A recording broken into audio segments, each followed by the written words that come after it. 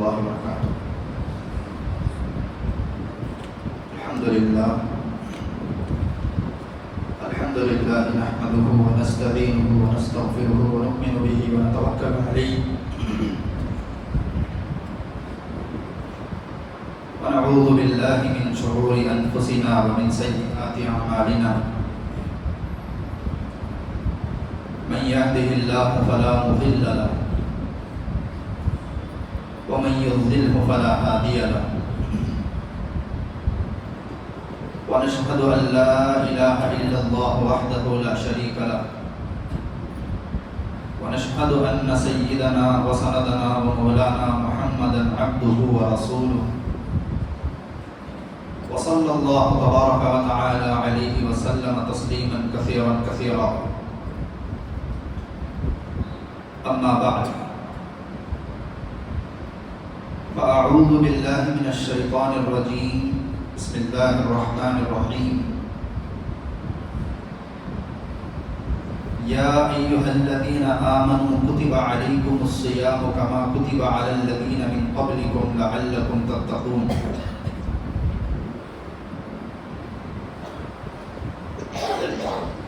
صدق الله العظيم. عن أبي هريرة رضي الله عنه قال قال رسول الله صلى الله عليه وسلم: من صام رمضان إيمانا واحتسابا غفر له ما تقدم من ذنبه. وفي موضع آخر: من قام رمضان إيمانا واحتسابا غفر له ما تقدم من ذنبه. وقال في موضع آخر: من قام في ليلة القدر إيمانا واحتسابا غفر له ما تقدم من ذنبه. أو كما قال عليهم الصلاة والتسليم. ہر قسم کی تمام تعریفیں سزاوار ہوں اس خالق کائنات پر جو تمام جہانوں کا پالنہار ہے. درود و سلام ہو ذات قدوسی و شیم، صاحب الجود والکرم، تاجدار حرم، نبی اکرم صلی اللہ علیہ وسلم پر، اور آپ کی آل و اولاد پر، تمام صحابہ پر، تابعین پر، تبع تابعین پر، متبعین پر، تمام اولیاء اللہ پر. اسی طریقے سے یہ سلسلہ چلتا رہے قیامت تک کے آنے والے تمام مسلمانوں پر. میرے محترم عزیز دوستوں، بزرگوں اور نوجوان ساتھیوں، جیسا کہ آپ حضرات جانتے ہیں کہ آج جو جمعے کا دن ہے یہ اس سال کے شعبان کا جو مہینہ ہے اس کی آخری جمعہ ہے. انشاءاللہ اللہ نے اگر زندگی باقی رکھی تو آئندہ جو جمعہ ہے یا تو وہ پہلا رمضان ہوگا یا تو دوسرا رمضان ہوگا. بدھ کو بھی چارشنبے کو بھی جو ہے چاند نظر آ سکتا ہے، لیکن ماہرین فلکیات کا کہنا ہے کہ بروز بدھ چاند جو ہے 9 ڈگری پر رہتا ہے. تو اس وقت میں چاند مشکل دوربین سے نظر آتا ہے، لیکن جمعرات کے نظر آنے میں تو کوئی شک نہیں ہے انشاءاللہ.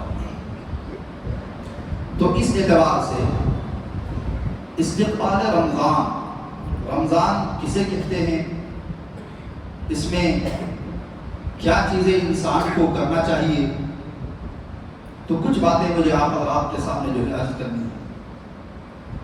رمضان یہ رمیضہ سے ہے. رمیضہ کے معنی جو ہے شدت، گرمی، جلنا، پیاس، یہ سارے معنوں کے لیے استعمال ہوتا ہے. اسی وجہ سے جب کوئی پرندہ پیاسا ہوتا ہے تو اس کے لیے لفظ آتا ہے رمیضۃ الطائر، کہ وہ پرندہ بڑا پیاسا ہے. اسی طریقے سے آپ احادیث کا مطالعہ کریں گے تو چاشت کی نماز کا وقت کب ہے.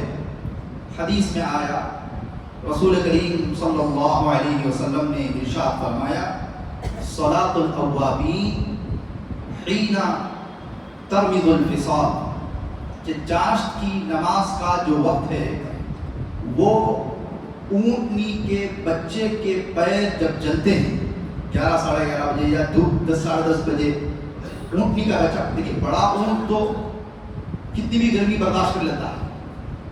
آپ نے دیکھا ہوگا کہ بسا اوقات بچے جو ہے کبھی گرم گارے پر آ جاتے ہیں، آ تو جاتے ہیں لیکن گرمی کی شدت برداشت نہ کر کے وہی روتے کھڑے رہتے ہیں، ان کو وہاں سے بھاگنا نہیں آتا ہے.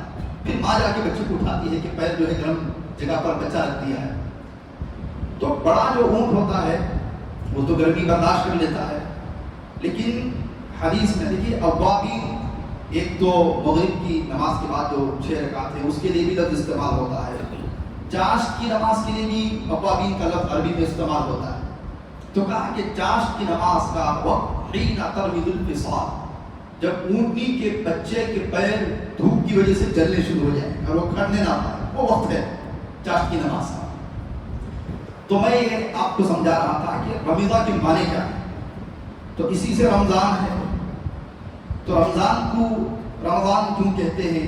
علماء نے فرمایا اس کی ایک وجہ یہ ہے کہ اس میں گناہ جل جاتے ہیں، نیکیوں کی تپش اور نیکیوں کی حرارت کی وجہ سے گناہ جل جاتے ہیں. بعضوں نے فرمایا اس کا مطلب یہ ہے کہ رمضان میں انسان پگھلتا ہے، گرمی برداشت کرتا ہے، پیاس برداشت کرتا ہے. تو مختلف معنی جو ہے علماء نے اس کے بیان فرمائے ہیں. یہ تو ہو گئے رمضان کے معنی. صوم کسے کہتے ہیں؟ صوم جو ہے کسی بھی چیز سے رک جانا، اسے صوم کہتے ہیں. جیسے سورہ مریم میں جس وقت میں حضرت مریم عیسیٰ علیہ السلام کو لے کر کے پہاڑ سے نیچے اتری تھی، قوم کے لوگوں نے فرمایا تھا یا اخت ہارون ما کان ابوک امرأ سوء وما کانت امک بغیہ، اے مریم تم نے یہ کیا کر لیا کہ تمہارا باپ بھی ایک اچھا انسان تھا، تمہاری ماں بھی ایک اچھی انسان تھی. اس کی وجہ یہ ہے کہ ماں باپ کا اثر بچوں میں پڑتا ہے، لیکن کہیں ماں میں بگاڑ رہا، کہیں باپ میں بگاڑ رہا تو وہ اثر بھی خون میں اترتا ہے، وہ اثر بھی خون میں چڑھتا ہے. تو اس وقت میں حضرت مریم نے فرمایا تھا انی نذرت للرحمن صوما، کہ میں نے اللہ کے لیے آج روزہ رکھا ہے. روزہ ہے یعنی بات چیت کا روزہ ہے، میں بات نہیں کر سکتی. تو کسی چیز سے رک جانے کو صوم کہتے ہیں. اب دیکھیے جو عرب تھے، مکے کے اطراف جو عرب تھے، وہ دوسری عبادتیں ان کے یہاں بھی تھیں. نماز عربوں کے یہاں حضور پاک صلی اللہ علیہ وسلم کے تشریف لانے سے پہلے تھی، اگرچہ انہوں نے اس کی صورت بگاڑ لی تھی. تالیاں پیٹتے تھے، آوازیں کرتے تھے، وہ اس کو نماز کا نام دیتے تھے. طواف عربوں میں اسلام سے پہلے بھی تھا، لیکن اس کی شکل بدلی ہوئی تھی. عرب حضرات یہ کہتے تھے کہ جو جتنا زیادہ اللہ کا قرب حاصل کرنا چاہتا ہے تو وہ طواف برہنہ ہو کر کرے، مرد بھی عورت بھی. تو چنانچہ نبی کریم صلی اللہ علیہ وسلم جب مدینہ آئے، اس کے بعد آپ نے ایک صحابی سے غالباً حضرت علی رضی اللہ عنہ کے ذریعے سے اعلان فرمایا تھا، لیکن تب تک بھی عورتیں طواف میں مطاف میں برہنہ ہو کر کے طواف کیا کرتی تھی. بعض علماء نے فرمایا کہ وہ جو عرب کے مجاور تھے ان لوگوں کا کہنا یہ تھا کہ یہاں جو طواف کریں گے کپڑوں کے ساتھ وہ ہم کریں گے، یا نہیں تو تمہیں ہمارے سے کپڑا لینا پڑے گا کرائے پر. اگر کپڑا لینے کی طاقت نہیں ہے تو برہنہ طواف کرو. تو یہ چلتا تھا. نماز بھی تھی، شکل بدلی ہوئی تھی، سیٹیاں مارتے تھے، تالیاں پیٹتے تھے. طواف بھی تھا، شکل بدلی ہوئی تھی. وقوف عرفہ بھی تھا، وقوف منا بھی تھا. صدقہ تو تھا ہی، وہ لوگ خوب مہمانوں پہ خرچ کرتے تھے، آنے والے حجاج کرام پہ وہ خرچ کرتے تھے. اسی طریقے سے حج بھی تھا، لیکن روزے سے وہ بالکل ناواقف تھے. لیکن اس کی وجہ میں نہیں جان پایا کہ کیوں اس طریقے سے تھا.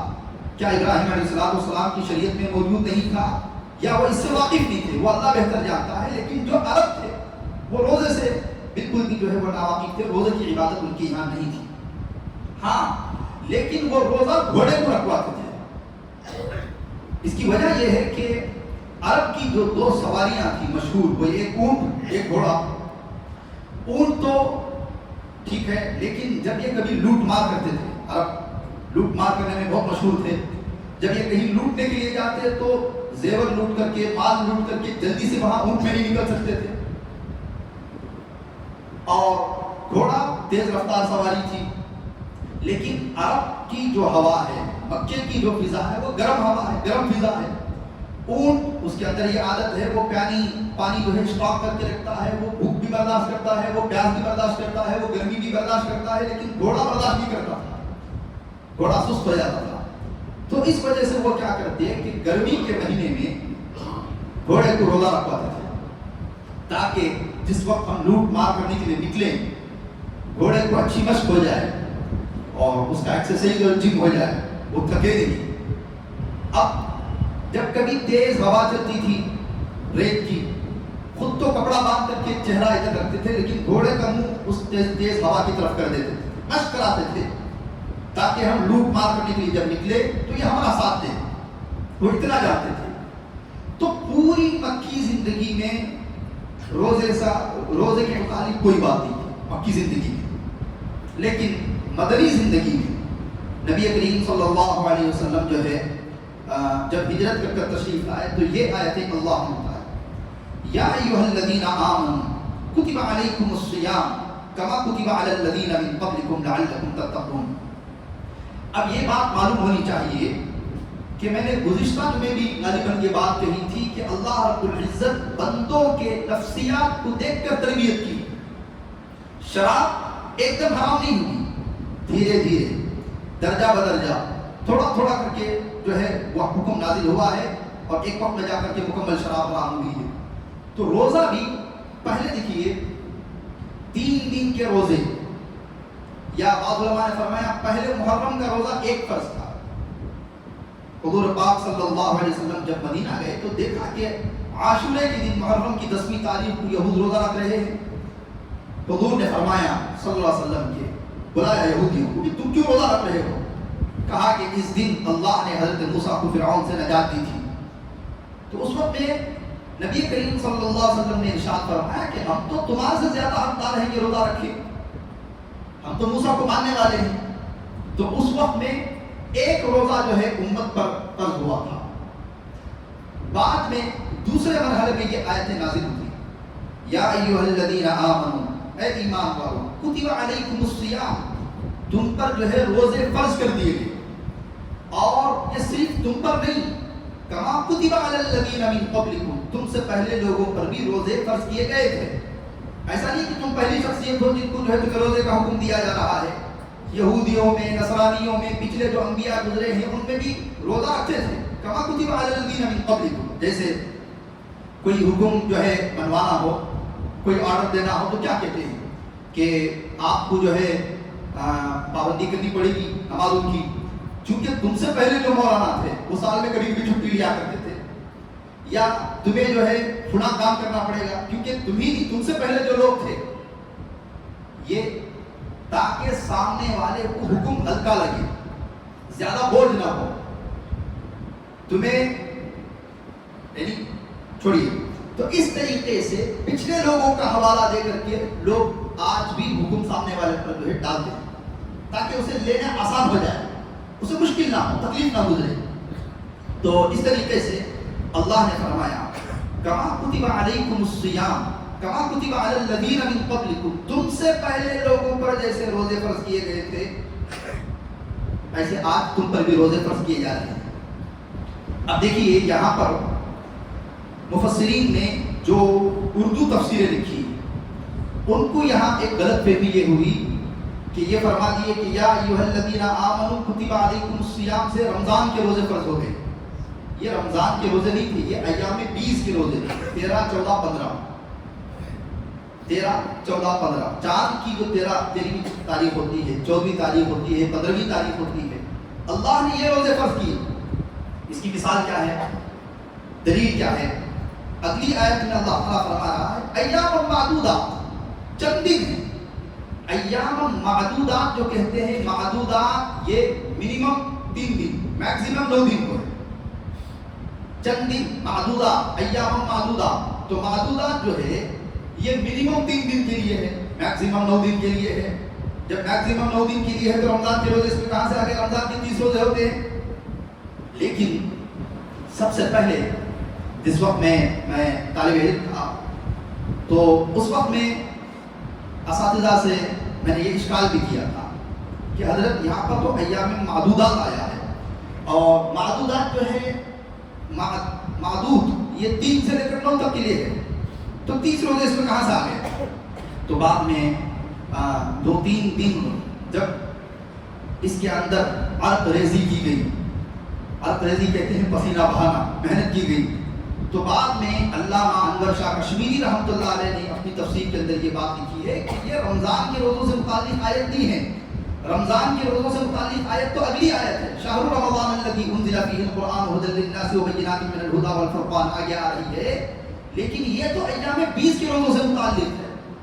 تو اس وقت میں اللہ کا شکر ادا کیا, میرے استاد نے مجھے اس وقت میں انعام بھی دیا تھا. تو یہ ایام 20 کے روزے فرض کیے گئے 13, 14, 15. پھر اللہ نے فرمایا فمن کان منکم مریضا, تمہیں 13, 14, 15 کے روزے رکھنے ہوں گے, لیکن ان دنوں میں اگر خدا نخواستہ تمہاری طبیعت خراب ہے, او علی سفر, یا تم سفر میں ہو, فعدۃ من ایام اخر, تو بقیہ کسی اور دنوں میں اس کی قضا کر لینا, بقیہ دنوں میں اس کی جو ہے روزے رکھ لینا.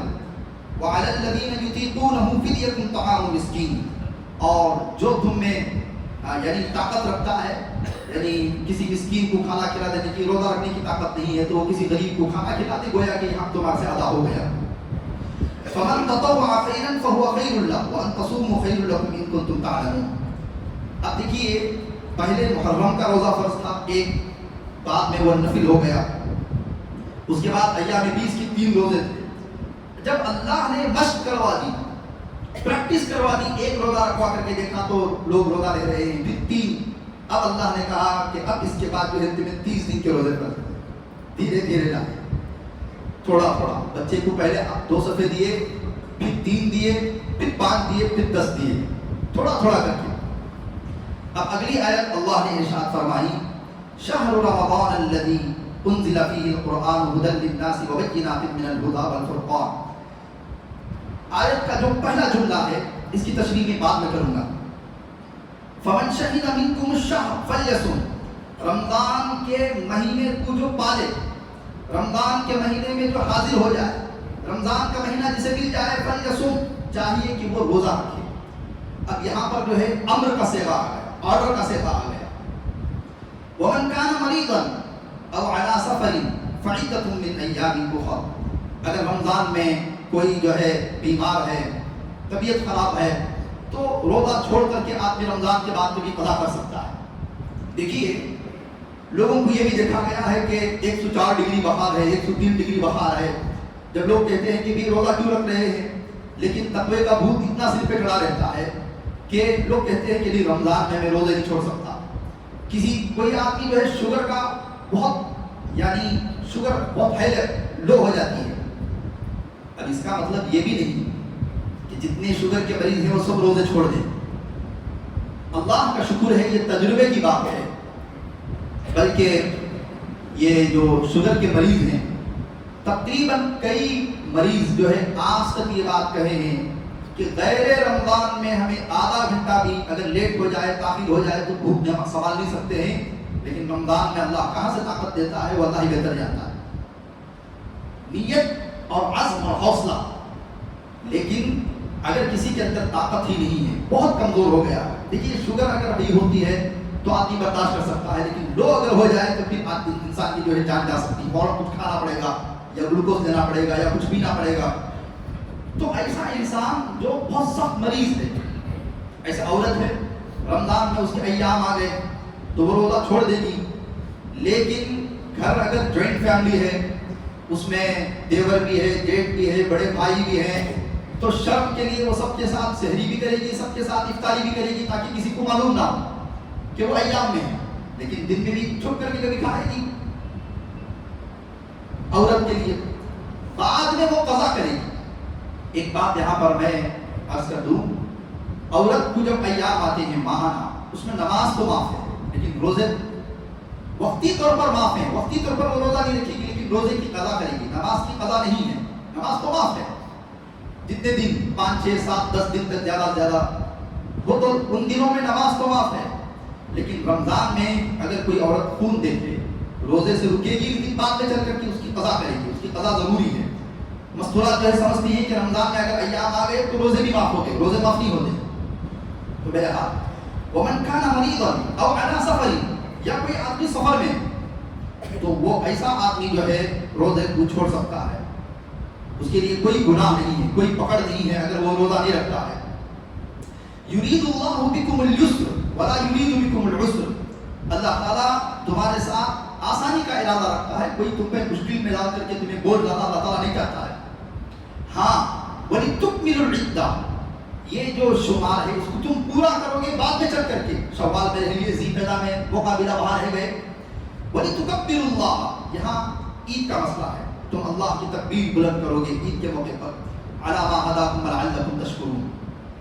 اب دیکھیے رمضان میں اس سے پہلے کہ میں یہ جو 3 آیتیں ہیں اور ایک بڑی حکمت کی بات ہے. نماز رمضان اس میں قرآن میں زکوٰۃ کا حکم تو ہے، اقیموا الصلاۃ وآتوا الزکاۃ، اقیموا الصلاۃ وآتوا الزکاۃ، لیکن زکوٰۃ کی مکمل تفصیلات احادیث میں موجود ہیں. اسی طریقے سے نماز کا تو حکم ہے لیکن وضو کا ذکر کہیں اور ہے، صلاۃ الخوف کا ذکر کہیں اور ہے. یعنی نماز کا ذکر قرآن میں کئی جگہوں پر کیا گیا، حج کا ذکر بھی 2 سے 3 مقامات پر کیا گیا، زکوٰۃ کا ذکر بھی کئی جگہ پر کیا گیا. لیکن روزے کا جو ذکر ہے یہ 3 آیتیں آپ پڑھ لیں گے، بلکہ یہ جو 6 آیت ہیں، یہ 5-6 آیتوں میں جو ہے رمضان کی پوری تفصیلات مسائل اللہ نے اس میں سمیٹ کر کے رکھ دی ہے، پوری ایک جگہ پر بیان کر رہا ہوں. اب دیکھیے روزہ کسے کہتے ہیں؟ رک جانا اس روزہ کہتے ہیں. کھانے پینے سے رک گئے اور جماع سے آدمی بیوی سے ملاقات سے رک گیا، گناہوں سے بچ گیا، اس روزہ کہتے ہیں. اس میں ابن جوزی رحمۃ اللہ علیہ نے فرمایا، علامہ ابن جوزی نے، کہ الصوم ثلاثۃ، روزہ جو ہے تین طرح کا ہوتا ہے. ایک صوم روح کا روزہ، اندر جو ہماری روح ہے، ایک جسم ہے ایک روح ہے، روح کا روزہ ہے. وہ کیا ہے؟ وہ قصر العمل، لمبی لمبی امیدیں باندھنا، اس کو چھوڑ دینا، لمبی لمبی. کل کس نے دیکھا ہے؟ اللہ بہتر جانتا ہے. صوم العقل، عقل کا روزہ بھی ہے. وہ کیا ہے؟ وہ مخالفت الہوى، نفسانی خواہشات کے خلاف چلنا. نفس چاہ رہا ہے کہ نامحرم عورت کو دیکھے لیکن بندہ اس کے خلاف جا رہا ہے، یہ عقل کا روزہ ہے. اور صوم الجوارح، اعضاء اور جوارح، ہاتھ پیر ان چیزوں کا روزہ، وہ کیا ہے؟ وہ الامساک بالعقل والشرب والجماع، وہ جو ہے کھانے پینے سے اور جماع سے رک جانا. روزے کا حاصل کیا ہے؟ اللہ تعالیٰ روزہ کیوں رکھواتا ہے؟ اللہ نے فرمایا لعلکم تتقون، تاکہ تم متقی بن جاؤ، تاکہ تم تقوی والے بن جاؤ. تقوی کسے کہتے ہیں؟ بچنا، اسے تقوی کہتے ہیں. اب کس چیز سے بچنا؟ رمضان میں انسان گناہوں سے بچ رہا ہے، حتیٰ کہ حرام تو حرام، حلال چیزوں سے بھی بچ رہا ہے. صبح میں انسان صحیح کرتا ہے اور رات مغرب کی افطار تک جو ہے کھانا حلال ہے، بہت شدید پیاس لگی ہوئی ہے، لیکن فریج میں جو ہے جوس رکھا ہوا ہے، مشروب رکھا ہوا ہے، لیکن انسان اللہ کے خاطر پیتا نہیں ہے، اللہ کے خاطر کھاتا نہیں ہے. بیوی ہے مل سکتا ہے لیکن روزہ ہے، اللہ کے لیے بیوی کے قریب بھی نہیں جاتا، بیوی سے ملتا نہیں ہے، بیوی سے ملاقات نہیں کرتا ہے. تو اللہ تعالیٰ علماء نے فرمایا یہ ایک مہینہ جو رمضان کا ہے، اللہ تعالیٰ اس ایک مہینے میں بندوں کو حلال چیزوں سے روک کر کے بقیہ 11 مہینوں میں حرام چیزوں سے روکنے کی ٹریننگ دے رہا ہے. یہ تربیت ہے. دیکھیے اللہ کے خاطر مسلمان ایک انسان ایک مہینہ حلال چیزوں سے تو رک جاتا ہے، لیکن بقیہ 11 مہینے بھی اسی طریقے سے انسان کو حرام چیزوں سے بچنا چاہیے. اس میں ایک طرح کی جو ہے پریکٹس اللہ نے جو ہے رکھی ہے. اب دوسری بات یہ ہے، پورے 12 مہینوں میں اسلام نے صرف ایک مہینے کے روزے رکھے، بقیہ دنوں میں انسان جو ہے ایام 20 کے روزے رکھ سکتا ہے، 13 14 15 کے، یا پیر اور جمعرات کا روزہ جو حضور پاک صلی اللہ علیہ وسلم رکھتے تھے وہ رکھ سکتا ہے. لیکن بقیہ 11 مہینوں میں بھی مسلسل پیدل پہ روزے رکھنا، یہ اسلام نے اس کو پسند نہیں فرمایا، یہ ہرگز نہیں. دیکھیے جو رہبانیت ہے، جیسے عیسائی نند ہوتے ہیں اور یہ جو شادی نہیں ہوتے ہیں، کبھی شادی نہیں ہوں گے، کبھی کچھ نہیں کریں گے، یہ اسلام نے اس کو کبھی پسند نہیں فرمایا. اسی وجہ سے حضور پاک صلی اللہ علیہ وسلم نے فرمایا کہ ما صام من صام دائما، ما صام من صام، یعنی جو پورا سال روزہ رکھا، اس نے گویا کہ روزہ ہی نہیں رکھا. یعنی مطلب اس کا یہ ہے پورا سال انسان روزہ رکھ رہا ہے، اس کے لیے کیا مشکل ہے، گویا کہ اس نے روزانہ کا روٹین بنا لیا. لیکن روزہ تو اس وقت میں کہلائے گا 4 دن آدمی کھاتا پیتا ہے، 3 دن آدمی کھاتا پیتا ہے، یا 1 دن آدمی کھائے پیے، دوسرے دن اللہ کے لیے رکے. اگر روزانہ انسان کے لیے روزہ ہو جائے تو وہ تو اس کی مشق ہو جائے گی، وہ تو اس کی عادت ہو جائے گی، وہ اللہ کے لیے رکنا کہاں ہوگا. گویا کہ انسان جو ہے ڈیٹ پر ہے، روزانہ رک رہا ہے. اس وجہ سے تو اللہ نے سال کے 12 مہینوں میں سے 1 مہینے روزے جو ہے فرض کیے. اب ایک بات یہ بھی آتی ہے کہ رمضان ہی کے مہینے میں کیوں روزے فرض کیے؟ شوال میں بھی کر سکتا تھا، ذی الحجہ میں بھی روزے فرض ہو سکتے تھے، یا ربیع الاول میں بھی ہو سکتے تھے. رمضان میں اس وجہ سے اللہ نے روزے فرمائے. خود اللہ نے علت بیان فرمائی، شہر رمضان الذی انزل فیہ القرآن. یہ جو رمضان کا مہینہ ہے یہ اتنا بابرکت مہینہ ہے کہ اس مہینے میں اللہ رب العزت نے قرآن مجید کو اتارا. اب یہاں پر ایک اشکال ہو سکتا ہے یہ ہو کہ قرآن تو پورے 22-23 سال کے عرصے میں نازل ہوا ہے، تھوڑا تھوڑا کر کے، لیکن یہاں اللہ کہہ رہا ہے کہ رمضان کے مہینے میں اتارا. اس کا کیا مطلب ہے؟ علماء نے فرمایا، دیکھیے شہر رمضان الذی انزل، انزل ینزل، انزال کے معنی آتے ہیں قرآن کے اترنا. یہ جو قرآن ہے یہ لوح محفوظ سے آسمان دنیا پر رمضان میں بیک وقت اتار دیا گیا. اس کے بعد پہلے آسمان سے جو زمین پر اترا ہے وہ تنزیل، تھوڑا تھوڑا کر کے اترا ہے، تدریج، جب ضرورت پڑی، جیسے ضرورت پڑی، جس وقت میں جو احکامات ضرور پڑے. لیکن لوح محفوظ سے آسمان دنیا پر یہ ایک وقت میں اتار دیا گیا، وہ رمضان کے مہینے میں اتارا گیا. اسی وجہ سے علماء نے فرمایا کہ رمضان ہی کے مہینے میں اور شب قدر کے موقع پر، شب قدر کے موقع پر اللہ رب العزت نے اس کو اتارا. حضور پاک صلی اللہ علیہ وسلم نے فرمایا، حضرت ابو ہریرہ رضی اللہ عنہ راوی حدیث ہے، من صام رمضان ایمانا و احتسابا، جو رمضان کے روزے رکھا ایمان اور احتساب کے ساتھ. احتساب کہتے ہیں اللہ سے ثواب کی امید رکھ کر کے، یہ نہیں کہ اللہ سے ثواب کی امید بھی نہیں ہے اور کچھ بھی نہیں ہے، بھوکا رہ رہا ہے صبح سے لے کر کے شام تک، ایسی بات نہیں ہے. من صام رمضان ایمانا و احتسابا غفر له ما تقدم، اللہ تعالیٰ اس کے گناہوں کو معاف کر دیتا ہے. ایک اور حدیث میں فرمایا، من قام رمضان، جو دن میں روزہ رکھا اور رات میں قیام کیا، نماز پڑھی، من قام رمضان ایمانا و احتسابا غفر له ما تقدم، اللہ تعالیٰ اس کے گناہوں کو سب معاف کر دیتا ہے، دھل دیتا ہے. پھر ایک اور حدیث میں ارشاد فرمایا، من قام لیلۃ القدر ایمانا و احتسابا غفر له ما تقدم. تو یہ اللہ رب العزت جو ہے بڑا بابرکت جو ہے مہینہ ہمارے سامنے آنے والا ہے. اس میں انسان کو جو ہے کمر بستہ ہونا چاہیے. ایک حدیث ہے، نبی کریم صلی اللہ علیہ وسلم نے شعبان کے آخری تاریخ میں، رمضان سے 1 دن پہلے وہ حدیث ارشاد فرمائی. راوی ہے حضرت سلمان فارسی رضی اللہ عنہ، خطبنا رسول اللہ صلی اللہ علیہ وسلم، رمضان سے 1 دن پہلے حضور پاک صلی اللہ علیہ وسلم نے صحابہ کو جمع فرمایا کہ جمع کرو صحابہ کو. صحابہ جب جمع ہو گئے آپ نے خطبہ ارشاد فرمایا، مختصر سا خطبہ ہے. فرمایا کہ یا ایھا الناس، اے لوگوں، قد اضلکم شہر عظیم، تم پر ایک عظیم مہینہ سایہ فگن ہو گیا ہے، بہت عظیم مہینہ. دیکھیے ایک تابعی ہیں حضرت فضل، وہ فرماتے ہیں کہ ہم لوگ رمضان سے 6 مہینے پہلے رمضان کو پانے کے لیے اللہ رب العزت سے ہم دعائیں کرتے تھے کہ اے اللہ ہمیں رمضان تک پہنچا دے. جب رمضان گزر جاتا تھا تو 6 مہینے تک رمضان میں جو عبادتیں کی ہے اس کی قبولیت کے لیے دعائیں کرتے تھے. بہت عجیب بات ہے. تو حضور نے فرمایا شہر عظیم فیہ لیلۃ خیر من الف شہر، رمضان کے اس مہینے میں ایک رات ہے جو 1000 مہینوں سے بہتر ہے۔ جعل اللہ صیامہ فریضۃ، اللہ نے اس میں دن کا روزہ فرض کر دیا ہے، وقیام لیلہ تطوعا، اور رات کا جو قیام ہے وہ اللہ رب العزت نے جو ہے وہ انسان کی طاقت پر یعنی تطوع چھوڑا ہے، سنت میں۔ من تقرب فیہ بخصلۃ من الخیر کان کمن ادى فریضۃ فیما سوا، جس شخص نے رمضان میں کوئی نفل کام کیا، اللہ رب العزت رمضان کے علاوہ دیگر دنوں میں فرض کرنے پر جو ثواب دیتا ہے وہ اللہ تعالیٰ اس میں نفل پر ثواب دے گی۔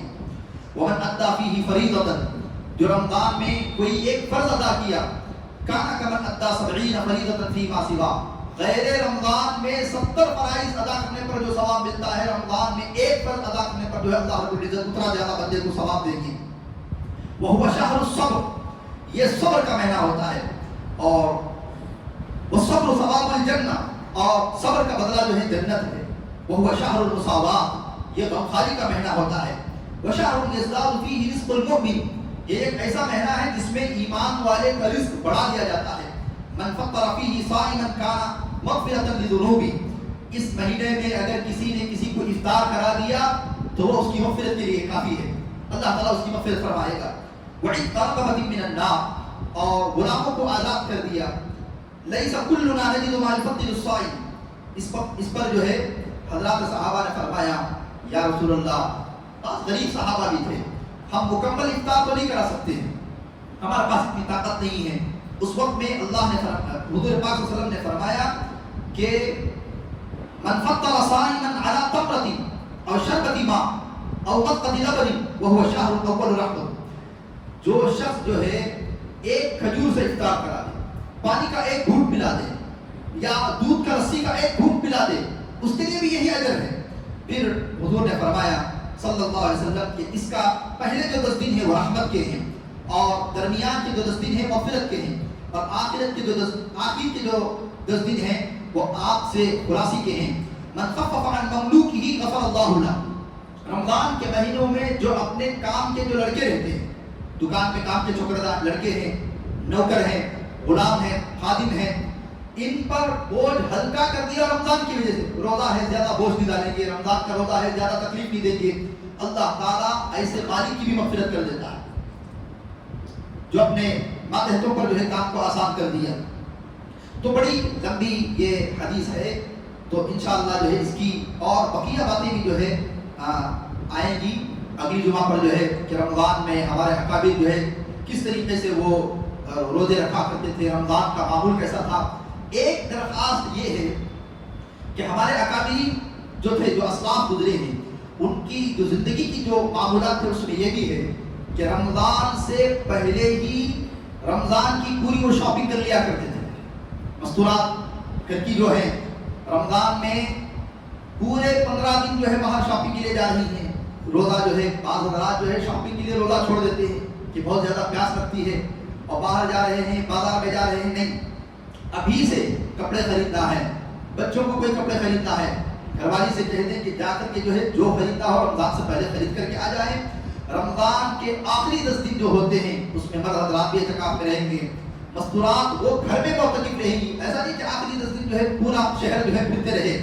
رمضان سے پہلے خصوصاً یہ جو 10 دن ہے اس میں وہ تمام کام انسان کو کر لینا چاہیے جس کی وجہ سے رمضان میں انسان پوری یکسوئی کے ساتھ، پورے ذہن کے سکون کے ساتھ اور پوری عافیت کے ساتھ جو ہے عبادت کر سکے۔ تو بقیہ جو باتیں ہیں انشاءاللہ وہ آنے والی جمعہ میں عرض کی جائے گی۔ اللہ تعالیٰ تمام کو کہنے سننے سے زیادہ عمل کرنے کی توفیق عطا فرمائے۔ اللہ کے نبی علیہ السلام نے جو دعا مانگی تھی، اللہم بارک لنا فی رجب و شعبان وبلغنا رمضان، اللہ تعالیٰ تمام کو جو ہے رمضان کا مہینہ مقدر فرمائے، نصیب فرمائے۔ وآخر دعوانا الحمدللہ رب العالمین۔ جن حضرات